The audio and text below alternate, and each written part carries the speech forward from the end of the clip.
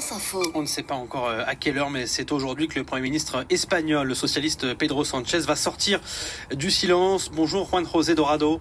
Buenos días. Vous êtes journaliste correspondant à Paris de plusieurs journaux espagnols. Pedro Sánchez va donc dire aujourd'hui ce qu'il compte faire 5 jours maintenant après avoir pris toute l'Espagne un peu par surprise en adressant une lettre publiée sur son compte X à tous les Espagnols, lettre de 3 pages où il dit avoir besoin de s'arrêter, de réfléchir. Lettre envoyée après avoir appris l'ouverture d'une enquête préliminaire sur un possible trafic d'influence.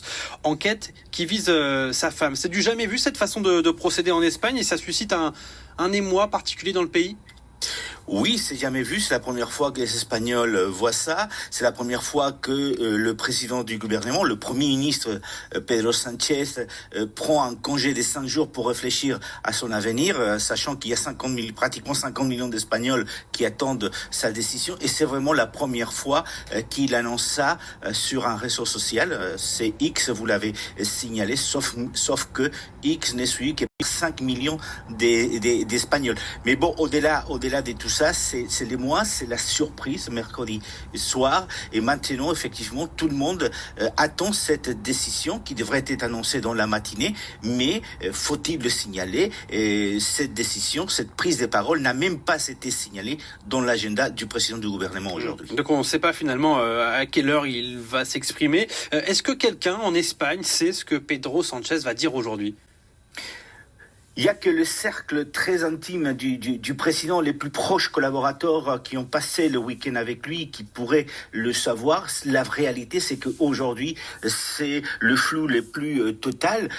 Il n'y a que 3 possibilités, en fin de compte, qui s'offrent au Premier ministre espagnol. Bien sûr, la première, c'est venir devant les caméras et annoncer qu'il va démissionner, ce qui forcément va amener à des nouvelles négociations de la part du roi pour nommer un nouveau Premier ministre et éventuellement convoquer des élections à la fin mai qui auraient lieu fin juillet. Et on a retrouvé la liaison avec l'invité de France Info Petit Matin, Juan José Dorado, journaliste espagnol correspondant à Paris de plusieurs journaux ibériques, alors que Pedro Sánchez va dire aujourd'hui ce qu'il compte faire. Le Premier ministre espagnol qui a publié une lettre il y a 5 jours, va-t-il démissionner, va-t-il rester au pouvoir? Vous le disiez, Juan José, il y a 3 possibilités aujourd'hui. Effectivement, il y a 3 possibilités. La première, c'est qu'il annonce qu'il va démissionner. Dans ce cas, le roi devra entamer des consultations pour essayer de trouver un nouveau Premier ministre et éventuellement, s'il n'arrive pas, à ce moment-là, fin mai, on pourrait convoquer des nouvelles élections législatives en Espagne qui auront lieu fin juillet. La deuxième possibilité est celle de aller devant les Espagnols et demander le vote de confiance des députés pour pouvoir continuer. Il pourrait avoir ce vote de confiance des députés puisqu'il a réuni autour de lui une large majorité des députés pour continuer. Et puis il y a cette troisième option à laquelle personne ne veut croire en Espagne aujourd'hui, c'est celle tout simplement d'aller devant les caméras et dire oui monsieur, madame, on continue, je continue, sans plus. Et à ce moment-là, on se posera la question de tout ça pour ça, parce que effectivement, un président qui prend 5 jours de congé pour réfléchir à son avenir, c'est quelque chose qui a surpris, mais qui a aussi choqué. Et c'est une décision très très personnelle. C'est parce que la justice s'attaque à sa femme qu'il a pris cette décision, selon vous ?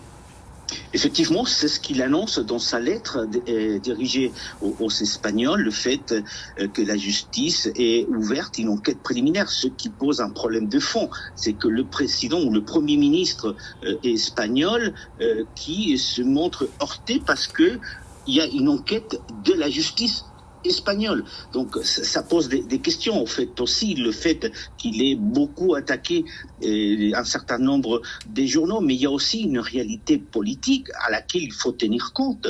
C'est que M. Sánchez a une majorité très faible, c'est-à-dire que son gouvernement est un gouvernement minoritaire et chaque projet de loi qu'il souhaite faire avancer ou faire adopter a besoin de donner aux indépendantistes des gages énormes. Et politiquement, il est très faible. C'est une réalité. Il a du mal à pouvoir gouverner à tel point que, vous le savez, Aujourd'hui, l'Espagne n'a pas un budget 2024 parce que les indépendantistes ne voulaient le voter. Et donc, le budget 2023 a été prolongé à 2024 pour vous montrer à quel point politiquement, la majorité relative de M. Sanchez est faible.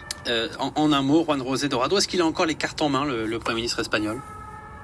Il a encore les cartes en main, mais il sait parfaitement que s'il va continuer, ça va rester quand même un calvaire, puisque cette enquête préliminaire, pour l'instant, elle est là. S'il quitte la présidence du gouvernement, la difficulté, ça va être de trouver celui qui pourrait le remplacer. Aujourd'hui, personne derrière lui a la carrure pour pouvoir continuer le travail qui est celui de son gouvernement. Merci beaucoup, Juan José Dorado, journaliste, correspondant à Paris de plusieurs journaux espagnols. Vous étiez l'invité de France Info Petit Matin. France Info Petit Matin, Claire Briguet-Lamar, Aurélien Accard.